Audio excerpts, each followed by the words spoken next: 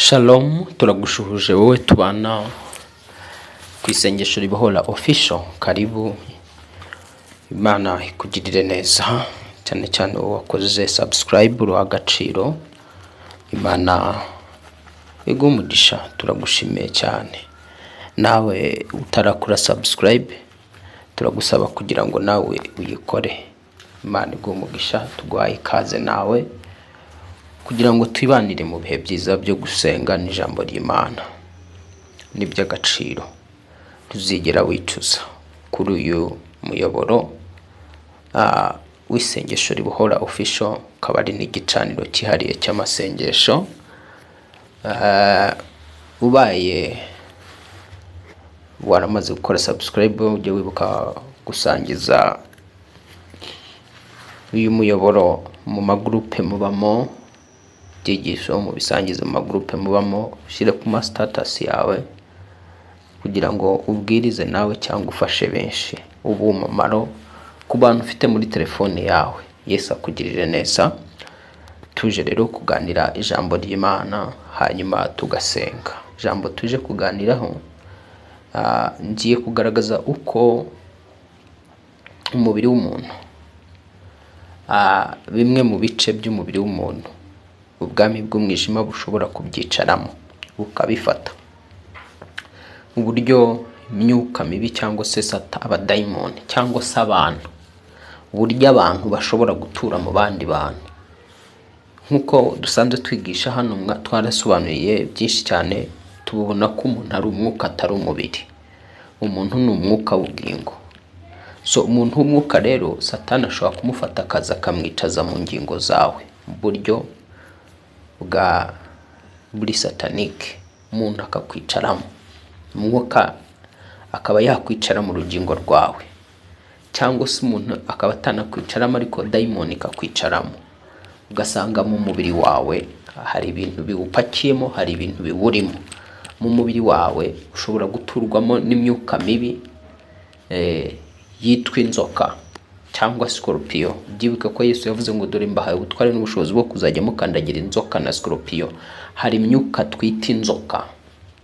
None mu buryo bw'umwuka si za nzoka zikururuka hasi ubona ziriya zikururuka. Inzoka z'umwuka. Cyoka kikaza kikinjira mu mubiri wawe, kikazajya gikata amakorosi mu nda, ariko ari inzoka mu mwuka. Injangwe, ibisimba, udukoko, ibintu byose bishobora kukicara mu mubiri wawe.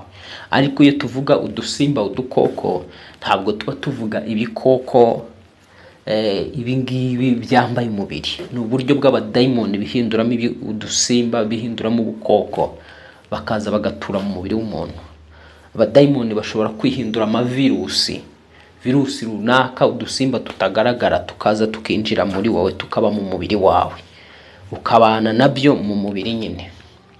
Noneho hari babandi batarasobanukirwa deliverance icyo ari cyo, kubera guhuma kw'imitima yabo n'ibitekerezo byabo. Umuntu agahora avuga ngo ni icyaremwe gishya. Yego, mu by'ukuri umuntu yari muri Kristo Yesu yakagombye kuba ari icyaremwe gishya nk'uko ijambo ribihamya. Ariko se kuki icyo icyaremwe gishya bisobanura ikintu kitigeze kibaho, ikintu kitigeze gikoreshwa. Umwenda, ikintu gishya ni ikintu kitakoreshejwe. Urumva kiba ni ikintu kikiva mu ruganda. Icyo rero, icyo kiremwa gishya, wibaza ngo ni gute niba koko uri icyaremwe gishya, abo badayimoni bakwinjiramo gute mu buryo mu mubiri wawe? Iyo myuka yicara mu mubiri wawe gute kandi uri icyaremwe gishya unanabyizera? Ariko kuki iba mu mubiri wawe? Hari abantu rero badasobanukirwa, bakibwira ko iyo Bibiliya ivuga icyaremwe gishya ni ikintu kitigeze kibaho. Rero kugira ngo ugere kuri process yo kuba icyaremwe gishya, ni urugendo, ntabwo ari ibintu bikorwa uwo munsi. Reka nkwibutse, ubundi kuvuka icyaremwe gishya, iyo uje muri Kristo Yesu bisobanura kuvuka. None se umwana ntashobora kuvuka ariko bitewe n'imikurire mibi n'uburyo atigeze arerwa agira neza, wa mwana akangirika, akaba ikirara, akaba imbobo, cyangwa akagira imico mibi n'ingeso mbi, bisobanura se ko uwo mwana aba ataravutse. So ni ukuvuga ngo rero birashoboka ko yego nibyo ngibyo abantu bavuga ushobora gukizwa, kandi gukizwa ukakira Yesu Kristo mu bugingo bwawe, ariko mu mubiri imyuka ikawicaramo. Twigishije kiriya cyigisho cyo gusabwa cyangwa gutangwa mu maboko ya Satani, tubonaho Pawulo yavuze ngo uwo muntu umubiri we muwuhe Satani, ngo ariko ubugingo bubashe gukira. None se umubiri wabahawe Satani, uribwira ko Satani awumaze iki? Azaza winjiremo awushiremo ibyo yifuza byose. Iyo tuvuga rero deliverance, ni deliverance gutandukanya n'izo mbaraga z'umwijima, ni deliverance gutandukanya n'iyo myuka iba ifite ububasha ku mubiri wawe. Mu mwuka bishobora kuba itakugiraho mu buryo bw'ubugingo, itakugiraho ububasha, ariko kuko ubugingo bwavutse ubwa kabiri, ariko mu mubiri akaba yakugiraho ubutware bitewe n'amasezerano umuntu aba yarakoranye n'ubwami bw'umwijima mbere y'uko akizwa. Reka rero tuva aho ngaho, nari ndimo mvuga ngo tuje gusobanura uburyo imyuka cyangwa imyuka. Iyo tuvuga imyuka twavuze amatsinda y'imyuka. Ujya wumva amatsinda, imyuka iba mu matsinda. Hari imyuka twita abadayimoni, ari bo bamarayika b'umwijima. Hari imyuka twita imizimu, hari imyuka twita amagini. Hirya yaho nanone hari imyuka twita imyuka y'abarozi. Hirya yaho nanone hari umwuka twita umwuka w'umuntu. Noneho sasa mu mubiri w'umuntu dayimoni yakwinjiramo. Mu mubiri w'umuntu igini ryakwinjiramo. Mu mubiri w'umuntu umuzimu wakwinjiramo. Mu mubiri w'umuntu umurozi yaza akinjira agatura muri we mu buryo bw'umwuka. Mu mubiri w'umuntu umwuka w'umuntu waguturamo w'uwundi muntu. Twebwe ibyo tuvuga ni ibintu dufitiye gihamya, ni ibintu tudapapira, dufitiye gihamya. N'ababizi badukurikira, hari abo twagiye dusengana, tuhasengana watangira kumusengera ukumva umwuka mubi umuvugiyemo. Uwo mwuka mubi wamuvugiramo wawubaza ngo worinde. Uwo mwuka mubi ukakubwira ngo ni runaka, kakubwira izina ry'umuntu uriho kano kanya uriho. Aho ni uhita ubona ngo umuntu uriho, umwuka ushobora kuza ukicara mu buzima bwawe. Noneho muri bimwe muri bice by'umubiri wawe hari umwuka ushobora kuza ukicara mu jisho ryawe. Nuvuga ngo bimwe mu bice by'umubiri wawe uzajya wumva bifite ikibazo, ujye umenya ngo hari umwuka wabyicayemo. Niba ikibazo ufite ari amaso, ukazajya uyakuba cyane, rimwe na rimwe ukaba wambara rinete utabona neza, menya ngo hari umwuka mubi waje wicara muri ayo maso. Noneho rero sasa uwo mwuka ushobora gusanga ari umwuka w'umuntu uriho, cyangwa umwuka w'umuntu wapfuye, cyangwa ataba ari umwuka w'umuntu wapfuye, ugasanga wicawemo n'umudayimoni cyangwa umuzimu cyangwa igeni. Ibi tubivuga rero tubihishura kugira ngo abantu murebe ibibazo mufite mu mubiri yanyu cyangwa ku buzima bwanyu, mukanguke musenge, mwirukane izo mbaraga zibavire mu mubiri. Hari umwuka ushobora gusanga wicaye mu kirenge cyangwa mu kaguru. Igihe cyose uzasanga hari igice cyawe kigize ikibazo, menya ngo hari umwuka waje ukicara mu gice cy'umubiri wawe. Ndavuga ibintu biba byizanye, simvuga umuntu wahuye n'imvune runaka, ndavuga ibintu bikumva ibintu biba byizanye. Ukabyuka ugasanga nk'akaguru kabyimbye, akaboko kabyimbye, cyangwa se munda kumva hari ibintu bivugiramo, cyangwa se rimwe na rimwe kumva hari ibintu bimeze bigutondagira, wagira ngo bimeze nk'ubushishi ukumva wanahungura cyangwa intozi. iyo ni imyuka iba yicaye mu mubiri wawe idomina umubiri wawe. Noneho sasa birashoboka ko rwose umwuka wakwicara no ku rurimi rwawe cyangwa se ukicara ku bwonko, cyane cyane iyo umwuka wa Satani wicariye ubwonko bwawe cyangwa umwuka w'undi muntu wicariye ubwonko bwawe, gutekereza kwawe kuba kugufi. Gutekereza kwawe kuba kugufi kugira ngo intekerezo zawe zigere kure, utekereze neza, ubashe kugera kure, ntibishoboka. Ibitekerezo byawe biba bigufi. Rero ugize ngo ugiye kumva noneho kuvuga ngo noneho uri kwiga ijambo ry'Imana, iyo ari haba hari abantu bicariye ubwonko bwawe, myuka mu buryo ndavuga mu buryo bw'umwuka, simvuga mu buryo bw'umubiri. Iyo ari nk'abantu bicariye ubwonko bwawe, uriga ariko ntumenye, urasoma ijambo ntiryinjire. Iyo bicariye amatwi yawe ariyo barimo, burigishwa ukabwirwa ariko ntusobanukirwe ikivugwa, kuko hari abantu babicariye mu matwi yawe. Niki kizakumenyesha ko hari abantu bicariye mu matwi yawe? Nuko uzajya wumva ibintu bihuha nk'umuyaga mu matwi yawe. Rimwe na rimwe ukumva ingoma nyinshi, ukumva ni nkaho hari abantu, ukumva hariho nk'abantu urusaku mu matwi yawe, ari kandi uri ahantu hatuje hatari abantu, ariko ukazajya wumva urusaku cyangwa ukazajya wumva ibintu bimeze nk'ingoma, cyangwa ukazajya wumva rimwe na rimwe ibintu bimeze nk'imiyaga mu matwi, ibintu bimeze nk'imbyino mu matwi yawe. Menya ngo hari abantu bari bicariye amatwi yawe. Abantu bashobora gutura mu isura yawe, umuntu akambara isura yawe, isura yawe yambawe n'umwuka wapfuye cyangwa n'umwuka uriho kano kanya. Ntabwo ugira igikundiro, ntabwo ugira kwemerwa. Rimwe na rimwe no mu maso hari igihe atangira kwangirika, ugatangira kuzana ibibara, amashusho atandukanye, ibiheri byinshi mu isura yawe, ibintu fomuno yabyizanye. So ni ukuvuga ngo rero, mbere yuko dukomeza, reka dusome iri jambo ry'Imana, hanyuma nyuma y'ijambo ry'Imana turaza dusenga. Dusome ijambo ry'Imana, Mariko igice cya 9.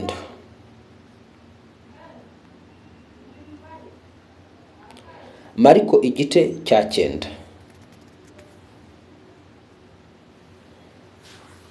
Reka duhere ku murongo wa 14.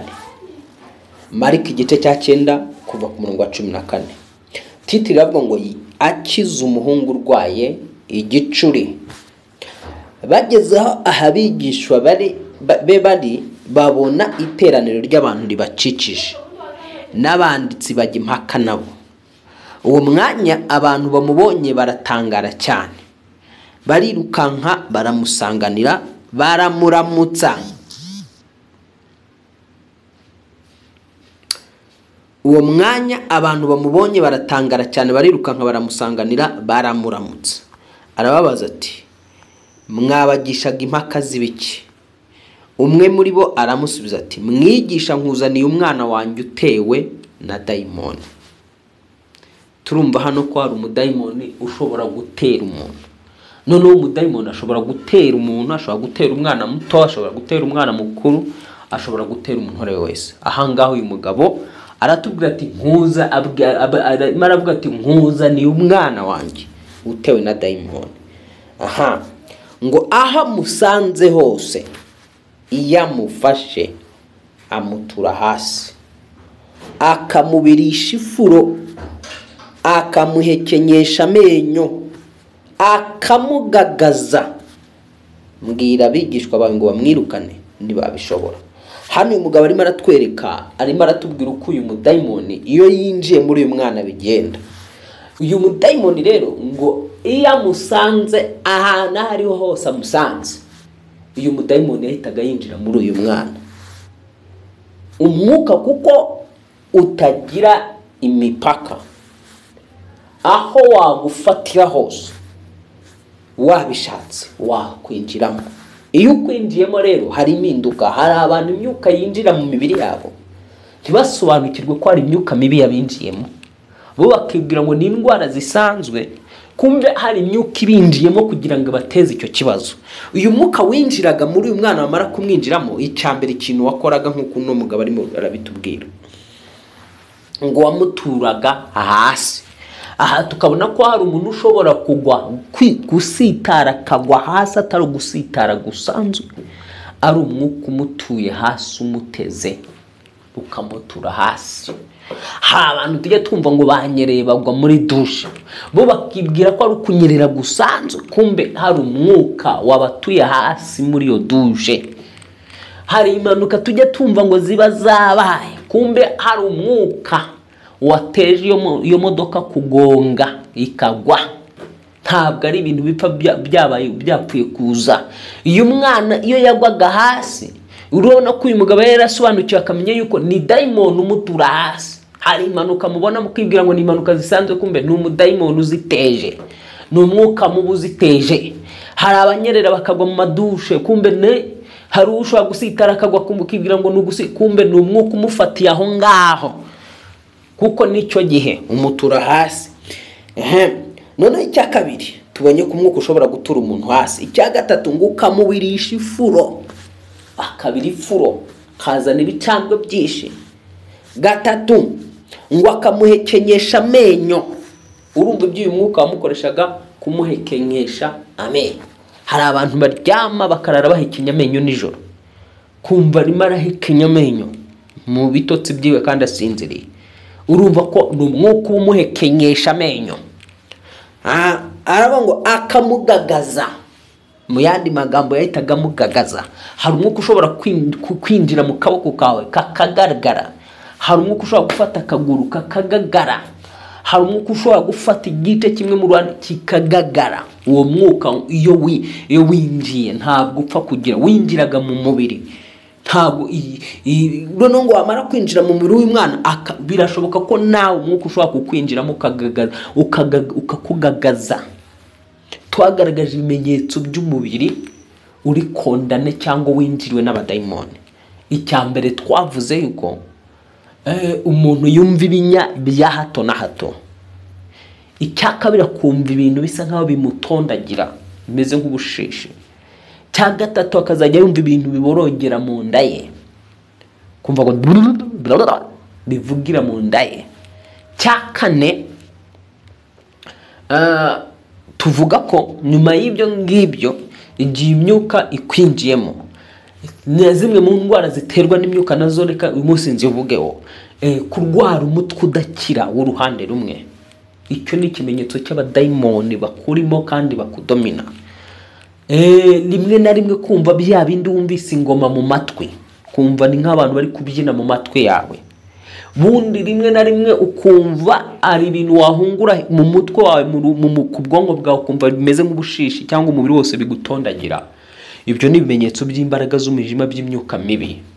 Ikindi noneho mu bugingo bwawe ukazajya wikanga ubusa, ukikanga ubusa, ukazajya ukumva urimo urikanga ubusa. Ikindi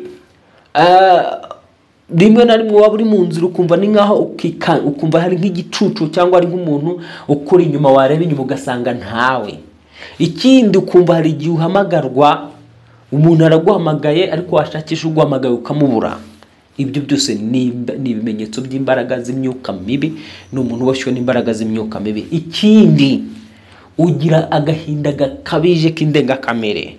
Ikindi uhora umuntu nk'uwa ashaka kumva ushaka kwigunga, kuba wenyine, kumva wanza abantu, urashaka kuba wenyine, ukumva wakwigunga ukajya ahantu ukicara gusa gutyo.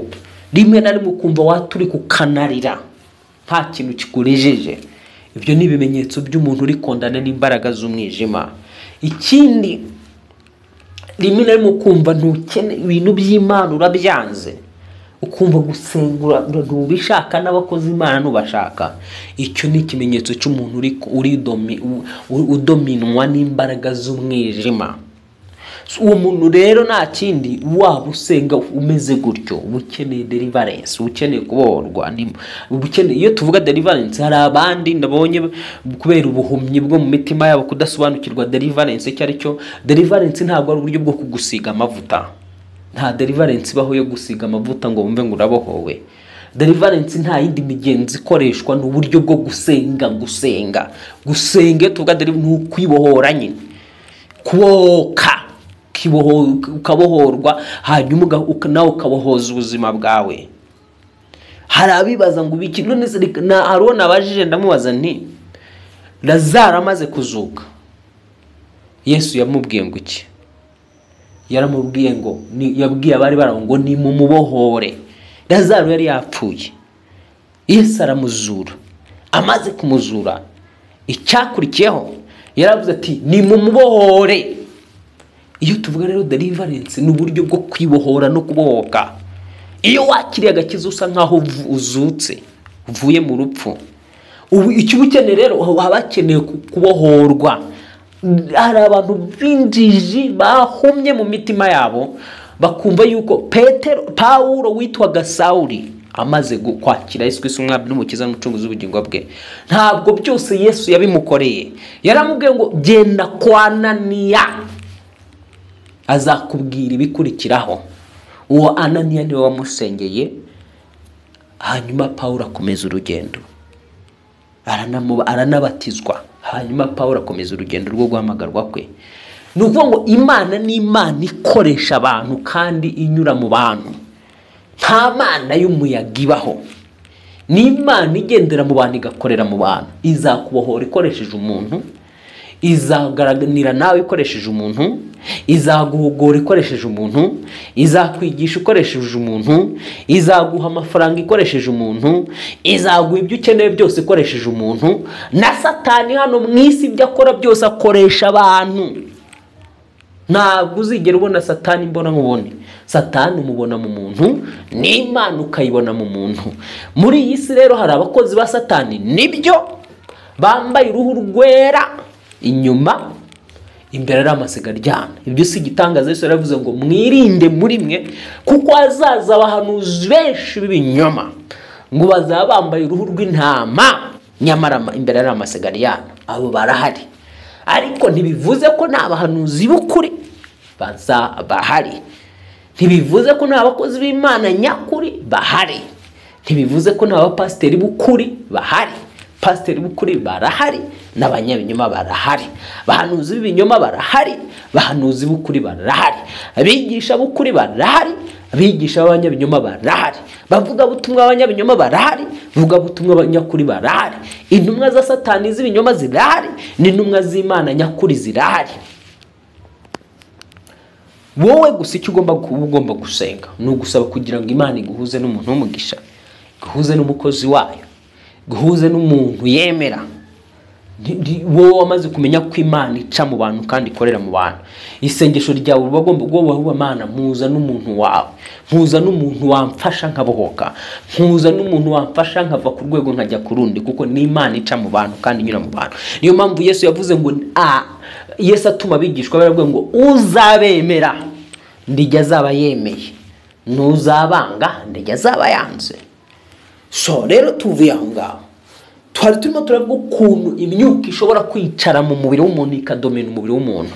Tuvuga n'ibimenyetso bitandukanye bishobora kukwereka ko umubiri wawe urimo imyuka mibi, kandi usenga ukaba unaboshye pe, ukeneye kugira ngo dusengere abantu benshi. Ugasanga umuntu amusengeye kandi yari umuntu usenga usanze, abadayimoni bakamuvugiramo, bakamusohokamo, bakavuga n'ibyo bakoze mu buzima bwe. Ibyo tuvuga tubivuga tubifitiye ibimenyetso, ntabwo dupfa kuvuga gutyo gusa. Reka rero dukomeze ku byo tuba turimo turavuga ngo uwo mwanya abantu noneho dukomeze dusome. Ubwo tugeze ngo arababaza ati mwagishaga impaka z'ibiki? Umwe muri baramusubiza ati mwigisha nkuzaniye umwana wanjye utewe na dayimoni utavuga. Hano turabona rero ko hari dayimoni winjira mu muntu akamutera kujunjama.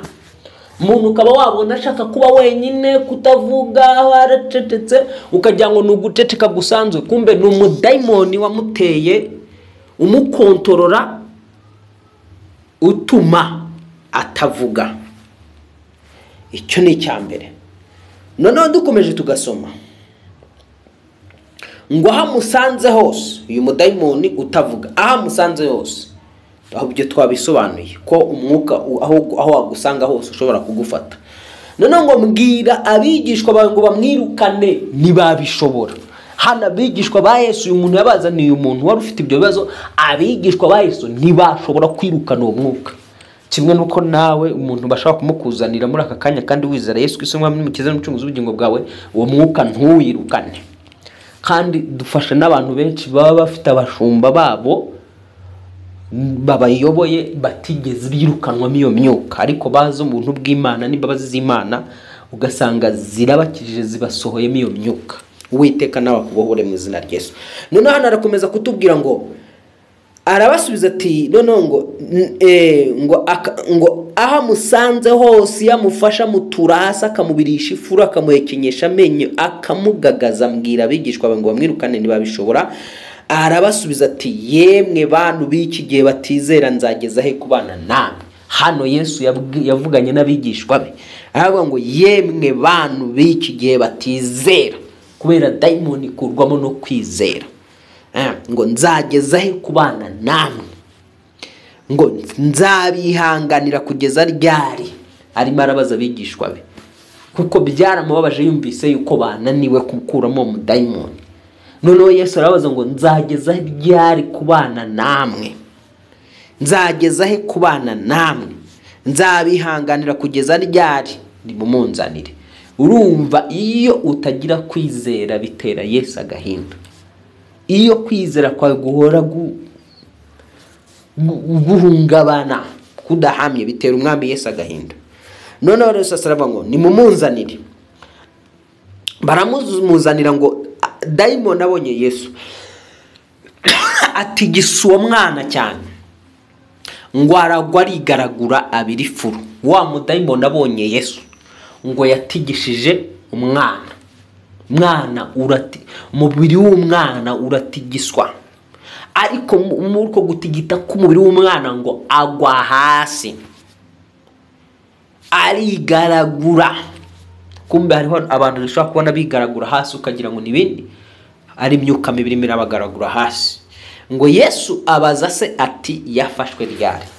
Ni ingenzi gusobanukirwa no kumenya. Hano Yesu abaza ngo yafashwe ryari, abaza uyu mubyeyi yagira ngo yigisha bigishwa tekinike zo gukuramo daimoni mu muntu.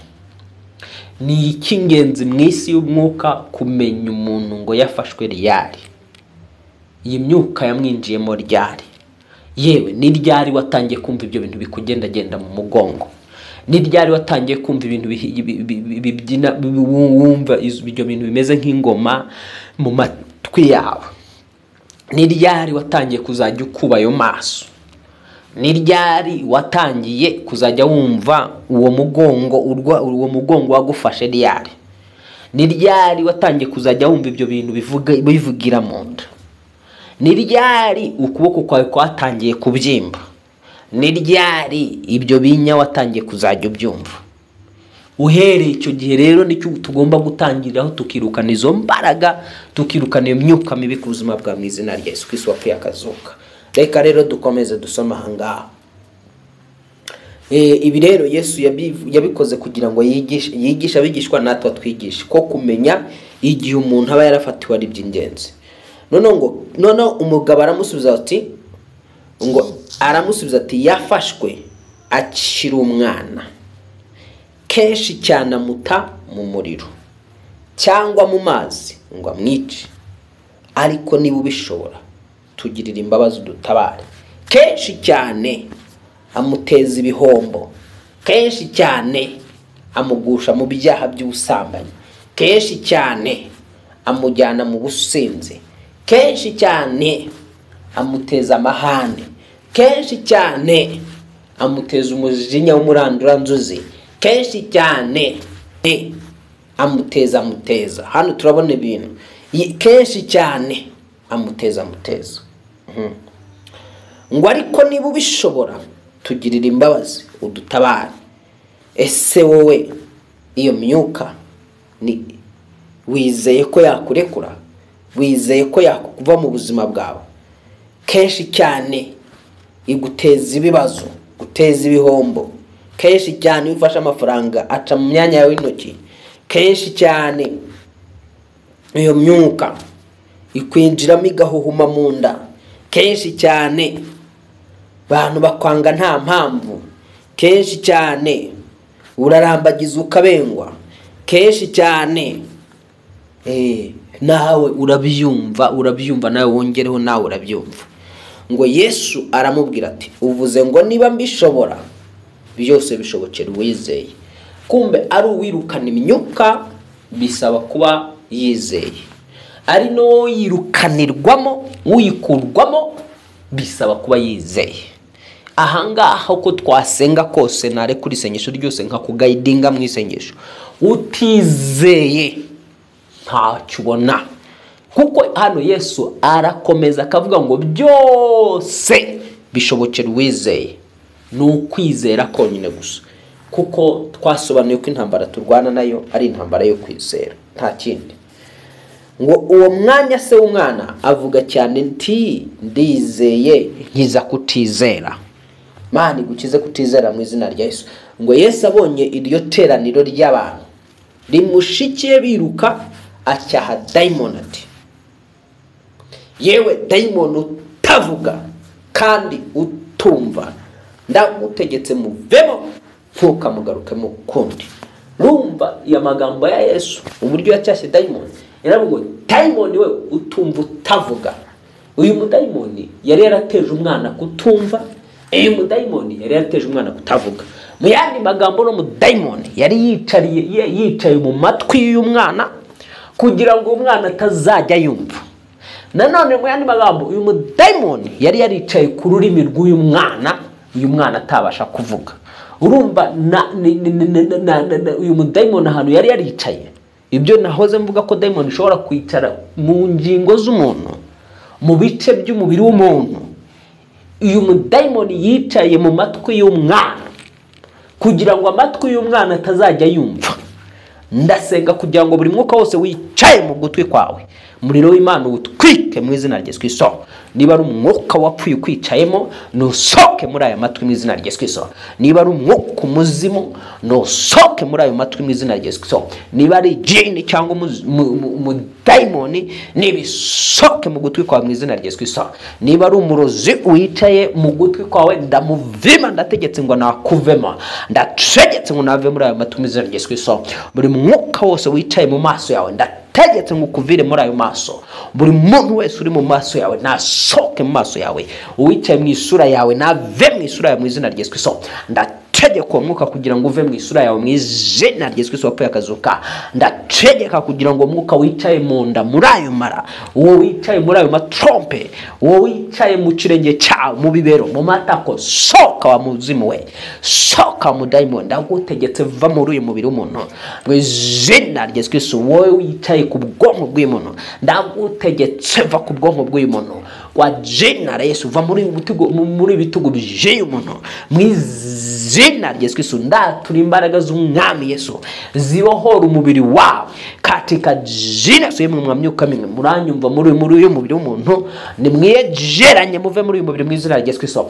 Nimwiyegeranye muve muri uyu mubiri mu izina rya Yesu Kristo. Mwiyegeranye muve muri uyu mubiri mu izina rya Yesu Kristo. Nimwiyegeranye muve muri uyu mubiri mu genda butazagaruka ukundi mu izina rya Yesu Kristo. Vuga uti mwami Yesu Kristo, ciye bugufi munsi birenge byawe, nje nkugana kuko ari we mwami kandi ukita umukiza n'umucunguzi wanjye wihariye. Aka kanya mwami Yesu Kristo, sabye imbabazi z'ibyaha byanjye mu izina rya Yesu Kristo. Byo nakoze byose byahesha uburenganzira bw'abadaimoni kwinjira mu mubiri wanjye mu izina rya Yesu wapfuye akazuka. Wa mwuka we wari wicaye mu gutwi, soka mu gutwi kwanjye mu izina rya Yesu Kristo. Soka mu mbavu zanjye mu izina rya Yesu Kristo. Wa mwuka wari wicaye mu nda yanjye, soka mu nda yanjye mu izina rya Yesu Kristo. Soka mu buhumekero bwanjye mu izina rya Yesu Kristo. Soka mu matako yanjye mu izina rya Yesu Kristo. Atura ayo magambo nyine wirukana izo mbaraga zose zari ziri mu mubiri wawe mu izina rya Yesu Kristo. Buri mwuka wose washaka kudomina umubiri wanjye, washaka kudomina mwami maraso yanjye, ndawuvi vima katika jina la Yesu Kristo. Washakaga kudomina ingingo zose, inyama ziri mubiri, ndawuvima munsokemo mu izina rya Yesu, munsokemo mu izina rya Yesu. Muri inzoka munsokemo, birashoboka ko inzoka yakwinjiramo. Aturuti wa nzoka we, va mu buzima bwanjye mu izina rya Yesu Kristo. Birashoboka ko daimoni yakwinjira ikigira virusi mu mubiri wawe. Vuga uti mu izina rya Yesu, virusi nsokamo. Daimoni igize virusi, mvamo mu izina rya Yesu Kristo. Marayika w'umwijima yagize virusi, mvamo mu izina rya Yesu Kristo. Umwana w'Imana nzima, birashoboka akaba hari umurozi kwicaye mu buzima bwawe, mubwire ngo va wa murozi we, va mu buzima bwanjye mu izina rya Yesu, va mu buzima bwanjye mu izina rya Yesu Kristo, amazina yose. Tugikomeje aho ngaho, nakubwire ngo Satani kugira ngo akurwanye neza abashe kukunesha, ni igihe yinjiye mu mubiri wawe, agatura mu mubiri wawe.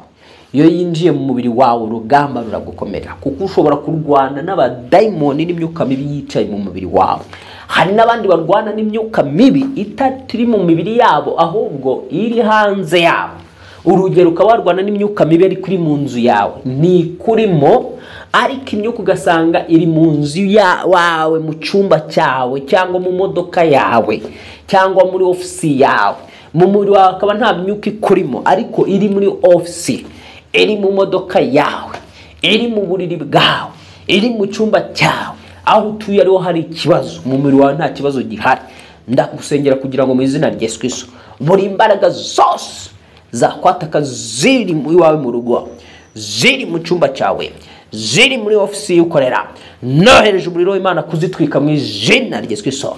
Nirukanye imbaraga zose z'umwanzi muri ofisi yawe, mu modoka yawe, aho utuye muri icyo cyumba, mu izina rya Yesu Kristo. Nohereje umuriro w'Imana impande zombi katika jina la Yesu, umwana w'Imana nzima. Ndatura ngo marayika w'isumba byose aza aho ngaho utuye, yirukane kandi agenze buri mwuka wose wakurwanyaga uri wawe mu nzu, wakurwanyaga uri aho utuye, wakurwanyaga mu cyumba cyawe, wakurwanyirizaga mu kirere cyawe. Ndawuvima mu izina rya Yesu Kristo, umwana w'Imana nzima. N'iyindi myuka yose yarwanyaga wowe umwuka, yicaye mu maraso yawe, yicaye mu mubiri wawe, yicaye mu nda, yicaye mu mitsi, yicaye mu birenge, yicaye ku bwonko, yicaye mu maso, mu matwi cyangwa ku rurimi, mu misaya cyangwa mu matama, zina rya Yesu Kristo, ntegetse izo mbaraga zive ku buzima bwawe. Zina rya Yesu Kristo, ntegetse iyo myuka kuvamo mu izina rya Yesu Kristo risumba amazina yose. Urakoze mwami, tuguhaye amashimwe. Hari abantu bahoze mu buhamya, hari umuntu wampaye ubuhamya biranezeza, ambwira yuko isengesho ry'iminsi 7 nashyize kuri senge bohoke. Iryo sengesho ry'iminsi 7 yarisenza, atangira kuruka, atangira gusohora ibintu byinshi cyane, araruka arabohoka. Nawe rero hagarara amavuta yo kwizera, usengane nanjye muri iri sengesho, urabohoka, indwara zirakuvamo, urabohoka, abadayimoni baragusokamo. Ni benshi bagenda mu buhamya iyo bari gusengana nanjye mu isengesho. Ndatura rero kugira ngo nawe mu izina rya Yesu Kristo, wowe warwaraga umutwe uruhande rumwe, katika jina la Yesu, uwo ni umudayimoni wari waguteje umutwe uruhande rumwe. Uwo mudayimoni ndamuvuma mu misaya yawe, ndamuvuma muri uwo mutwe w'uburyo, ndamuvima, ndamwirukana muri uwo mutwe w'uburyo, muri uwo mutwe w'ibumoso. Nirukanye uwo mudayimoni ngo ntazagaruka ukundi muri urwo ruhande rwawe rw'umutwe w'uburyo. Zina rya Yesu Kristo, umwana w'Imana nzima. Nirukanye uwo mwuka wari uri mu bitugu byawe, ntuzagaruka ukundi mu bitugu byawe. Zina rya Yesu Kristo, umwana w'Imana nzima. Nirukanye uwo mwuka wari uri mu nda yawe, yewe wa muntu we wari wicaye mu nda y'uyu muntu, va mu nda ye mu izina rya Yesu, ntuzagarukamo ukundi. Warenze imbibi, ndagutegetse kuko warenze imbibi zawe, ukaza mu mbibi z'ubuzima bw'uyu muntu, kwa jina la Yesu, kwa jina la Yesu, ntukagaruke mu buzima bw'uyu muntu. Mwami, natuye kubohoka kwa buri wese twari turi kumwe hano muri iri sengesho ribohora mu izina rya Yesu Kristo. Natuye kugira ngo buri wese twari turimo turasengana aka kanya bohoke mu izina rya Yesu Kristo, abohoke mu izina rya Yesu Kristo, abohoke mu izina rya Yesu Kristo. Ibi murimo mu nda bisohoke biciye mu kanwa, ibindi bisohoke biciye hasi mu izina rya Yesu Kristo wapfuye akazuka. Ndatura kugira ngo niba wabugaburirwa nijoro ukarara urya, ibyo maze iminsi urya mu nzozi, ibyo maze iminsi unywa, bisohoke mu nda yawe mu izina rya Yesu. Yemwe mwamyuka mwe musohoke muri nda, musohoke muri uyu mubiri, uyu muntu abaho uyu muntu akire mu izina rya Yesu Kristo. Urakoze mwami kubohoye abantu bawe kandi ukabubakijije. amashimwe n'icyubahiro bikugarukire mu ijuru no mu isi, izina ryawe rihimbazwe kandi izina ryawe rikuze ibihe byose bidashira mu izina rya Yesu. Ndagusengeye, amen. Atura ko ubohotse, atura kubaye muzima, atura ku mwami wawe agukozeho. Imana iguhe umugisha, Imana ikugirire neza. Noneho rero kanda subscribe bwari ubwa mbere, dusenganya ari ubwa mbere tukanda subscribe, wayikanze ntabwo wongera kuyikanda, ahubwo icyo wakanda wenda ni like, ni ugusangiza abantu bawe ikiganiro nk'iki ngiki ukagishyira kuri status zawe cyangwa se mu magroup bamo, hanyuma tugakomeza kwagura isengesho ribohora official.